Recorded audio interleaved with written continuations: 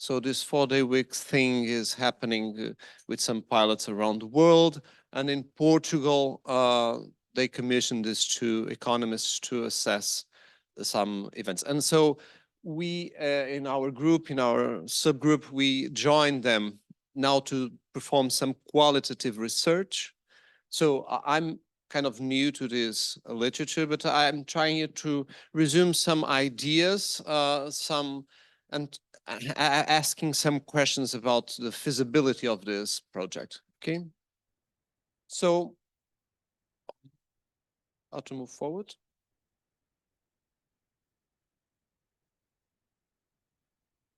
Okay, this is the way I'm going. So first I will try to explain why this 4-day week thing can happen and the possibilities to happen.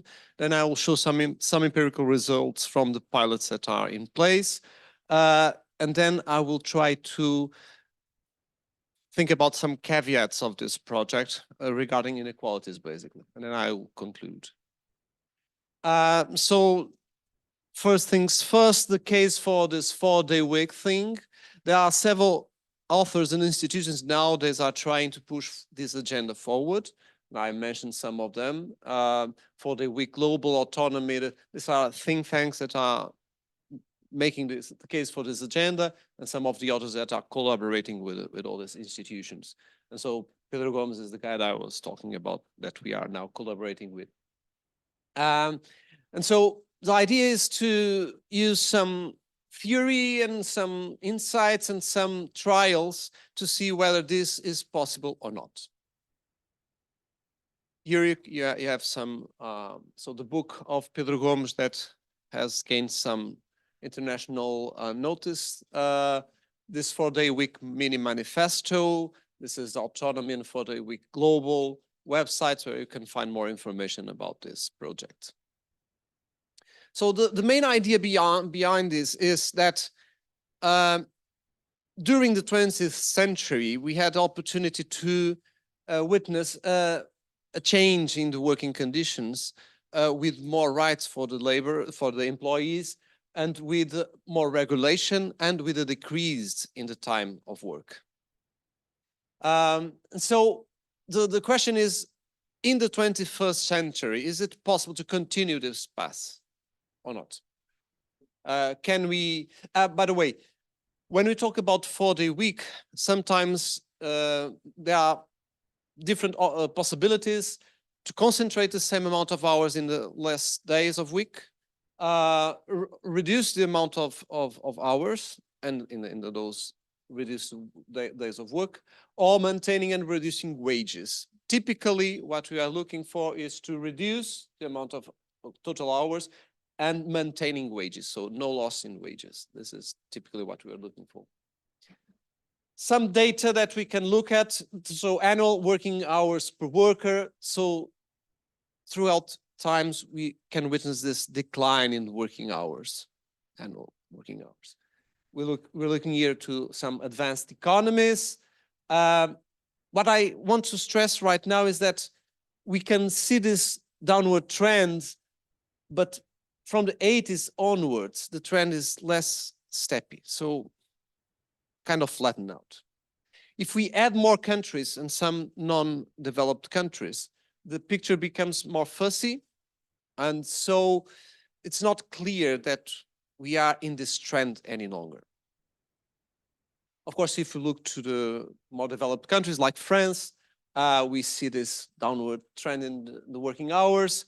Although, again, if we enter the 21st century, the picture is not clear again. Again, the working week, 70 hours, 60 hours, and now 40 hours or around 40 hours. So there has been this decline. But can we continue this path again? Because from the 80s onwards, the decline is very, very small. Again, here, if we look from the 70s, the 80s onwards, we can witness a little decrease, but it's very small. So is there room for continuing this path or the continuous path that we have made in the 20th century? Theoretically, there are some arguments in favor, and we can use the leisure literature, or we can go to Marx and Keynes, and we find there some insights that, okay, this is what we should be doing. We have so many technological progress that we should aim a more leisure society. We should aim a society where we can free ourselves from work. In fact, we also witness this rise in days of work, or weekend, days of work that are increasing in almost every country, although the United States are witnessing a decline here. Okay. One basic or one primary concern would be that if we pursue this path, maybe we would face a cost. The cost would be a decrease in the production and a consequent decrease in income. And I was referring before, the idea behind this 4-day week thing is to maintain wages. So we would not be willing to diminish income. So how can we work less and don't have a decrease in our income? The trick is, of course, productivity. And again, if we look at data, we can see that the richest countries are not those where people work more. So we don't have this apparent trade-off between working more, having more, working less, having less. Quite the contrary, in several countries, they work less hours and they have more income. Again, if we look throughout time, we can witness this diminishing of working hours and an increase in GDP per capita. So again, throughout time, we have made this path. Can we continue this path in the 21st century? If we look at this graph, we can see that the richest countries, by the way, some of those are also the happiest countries in the world. They work quite less hours than some of the poorest ones. Okay, so maybe you don't have this trade-off. And the trick, as I was saying, is productivity gains. And so if we look to the numbers, GDP per capita, and productivity are all increasing quite rapidly throughout time. So there is this argument that economically we can support this further reduction in working hours. Again, GDP growing over the long run exponentially, GDP per capita, again, growing exponentially, productivity here in the United Kingdom growing exponentially. So all this rise in income and in productivity allow us to have a case for this. Again, working hours, labor productivity, places where productivity is higher are places where they work less hours. So again, we don't have to face a trade-off between more income, more work, or less income, less work.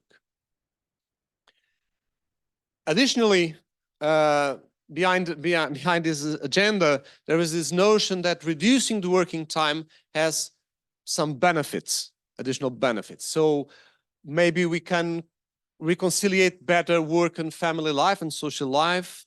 Maybe we can alleviate stress and burnout. And even maybe you can increase productivity, further diminishing the potential trade-off.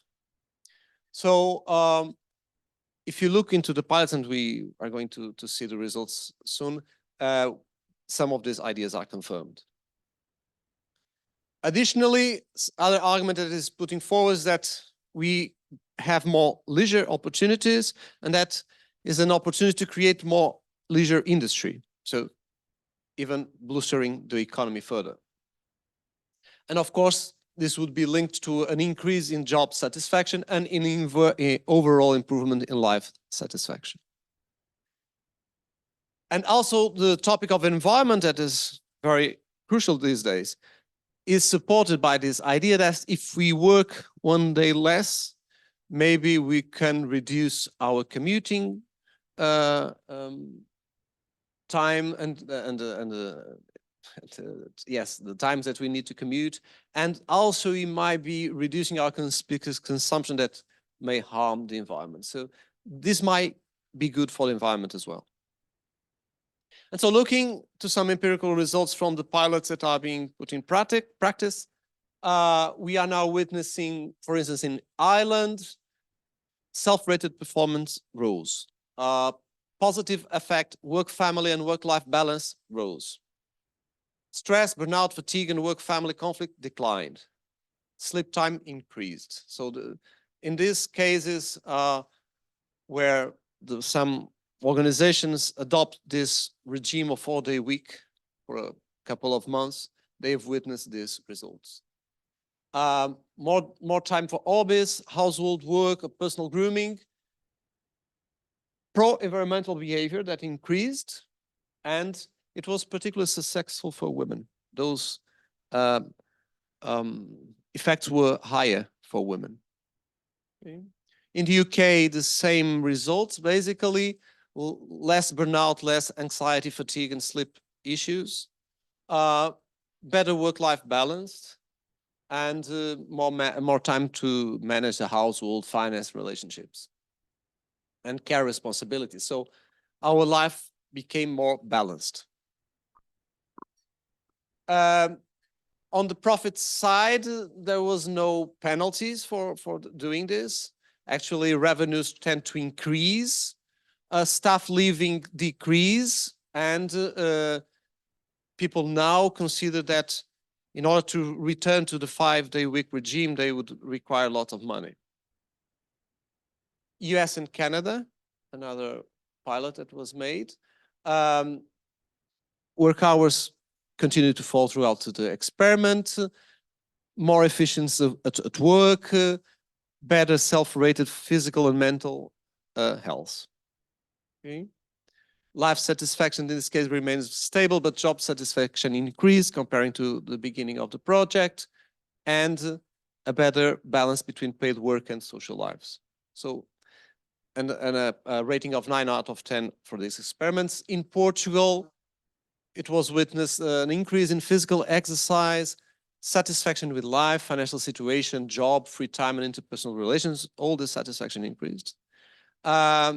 Again, better conciliation of work and family life, decrease in anxiety, fatigue, insomnia, depression, tension, loneliness. This is almost a replication, and decrease in feeling of exhaustion and frustration at work. So these are all the arguments that have been put forward, some of the results that are coming from the pilots. And so this gives us the idea that this 4-day week is both desirable and is possible at the same time. And what I'm trying to reason here with you is that there are some issues that I can find in this project that I think should be considered, and try to, at least we should try to cope with this. The first thing is that not all sectors are dealing with this idea equally, and because the conditions of working in different sectors are very different. And I'm thinking about, for instance, non-stop manufacturers. If they are to reduce the working week by 1 day, they have to hire new people. And this is not the case in other industries. So it's a cost specific of those organizations. Even if we look into functions within an organization, some functions are more difficult to transform than others. Think about top management. It's very hard to think unless we start to imagine 2 top managers instead of 1. Otherwise, the guy who is on top has to do kind of a continuous work. So if we have variable deadlines, projects, if we have fragmented schedules, this is very puzzling how to implement. And in fact, in the pilots that I've showed you, the presence of manufacturing sector is very, very low in comparison, for instance, for the high-end services sector, where this is being tried. Another thing, in some of sectors where the burnout and the working conditions are worse, might be the sectors that are not willing to try this. So if the high-end sectors try this and implement it with a success, and the others do not try this and do not implement. What we are going to witness is an increase in inequalities between working conditions. So the book that I've mentioned from Pedro Gomes, Friday is the New Saturday, has to be questioned in this idea, who is going to work on Fridays? Because in the beginning, when we invented the 5-day week and the English weekend, there were days that nobody worked, essentially. Of course, doctors and policemen and firemen worked, but typically most of people stayed at home, typically on Sundays. But nowadays we are witnessing the opposite movement. Everything now is open 24/7 or throughout the week, like malls, IT services that need to be alert all the day. So in order for some to enjoy their gained free time, who is going to work in that period? At the same time, what we are witnessing is a declining union membership and bargaining power from labor. So how can we arrange these diminished working hours in this scenario? Join globalization and digitalization, decentralization, and deregulation of the labor market, what I call Uberization, what is called Uberization. And some of these authors are studying these problems, and what they witness is that people are working longer hours, are doing more free work in order to work in these platforms. So again, people working on a platformized job, how can they move towards a 4-day week scenario? Also, it can be argued that using the 4-day week might be an excuse not to increase wages or to not improve on other quality or job quality dimensions. So what I'm trying to say is that we have theoretical conditions and some empirical results that allows us to consider the 4-day week as a possibility to our economy, but at the same time, we might find several caveats on trying to implement this model globally. And so when moving forward on this project, we need to consider all these different effects, and politically, we need to address these questions in order to say, how can we do this globally, attending to all kinds of jobs, so at the end of the day, we all can benefit from a reduction in the working condition, in the working time. So thank you very much.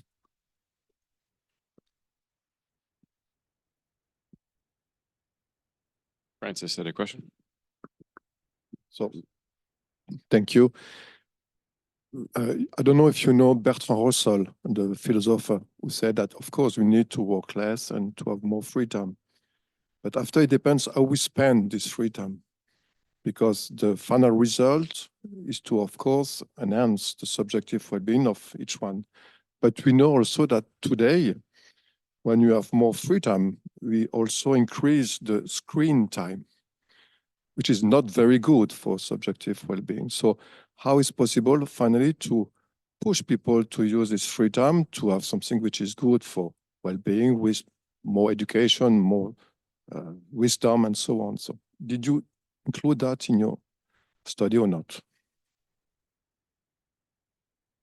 Questions? Thank you, very interesting. Just quickly, if you have any insight that you could share on any lesson learned from the French experience when there was a movement between a 40-hour week to a 35-hour week, because some of the challenges that you mentioned are actually common to these that already happened like 15 years ago, I guess, maybe more, I don't know.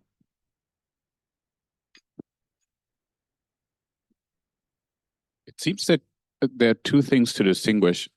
One is this going to be economically harmful? And the other one is, how can we roughly speaking, convince firms to, implement it. And I just wonder if you view this as a public policy problem or a voluntary, let's convince firms that this is not actually bad for you and maybe marginally better for you kind of problem.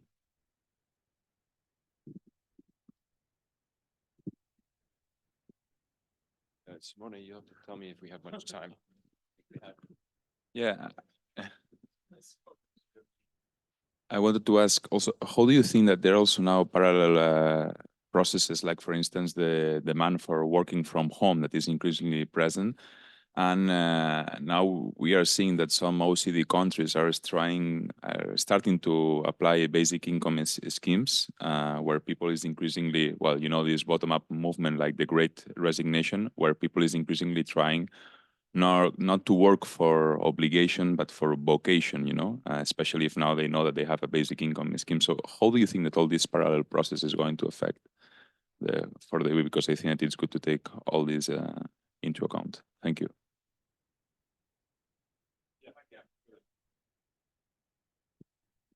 Okay, thank for the questions. Starting from the end. Yes, this process is complex. I was trying to show some of the complexities involved.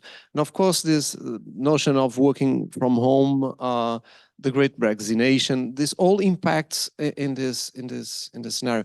But again, what I'm mostly concerned with is with this spreading or this massification possibilities of this project.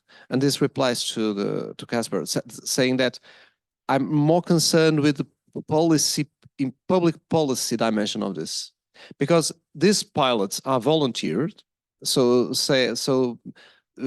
companies were volunteering to this project, to make part of this project, but we can see what kind of companies are volunteering. And of course, so they are not representative of the industry panorama, global panorama of a country.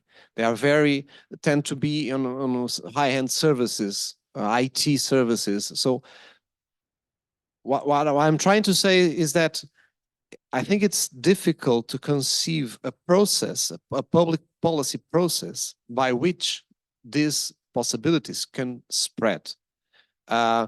Because we live in a globalized world, in a digitalized world, people working from home, people working on a project-based environment.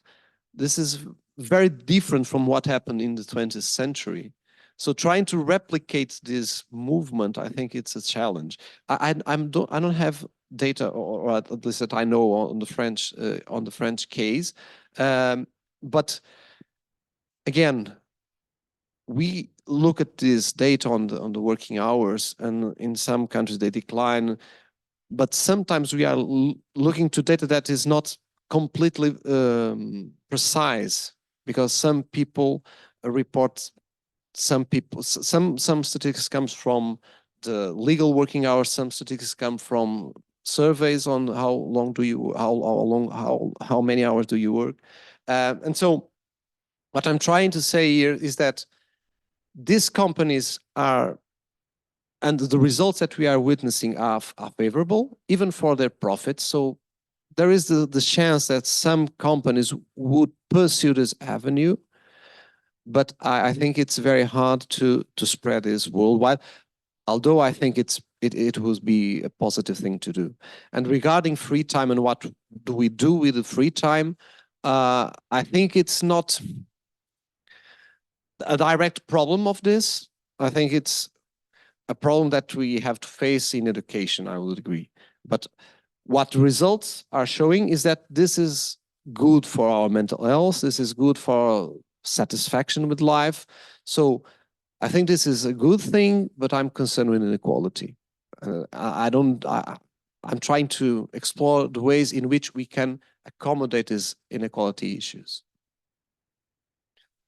Oh, okay.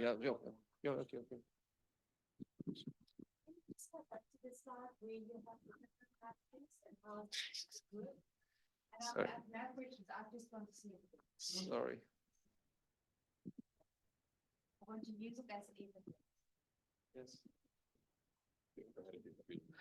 I had a question building up on the first one you got. We know that most people derive a good chunk of their identity from work.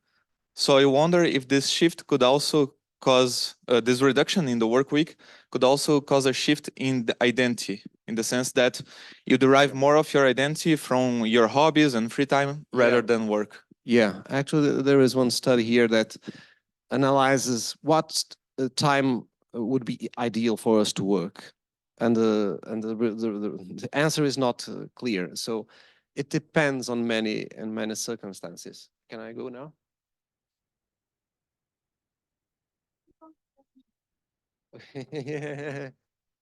Yes, very quickly, if you can.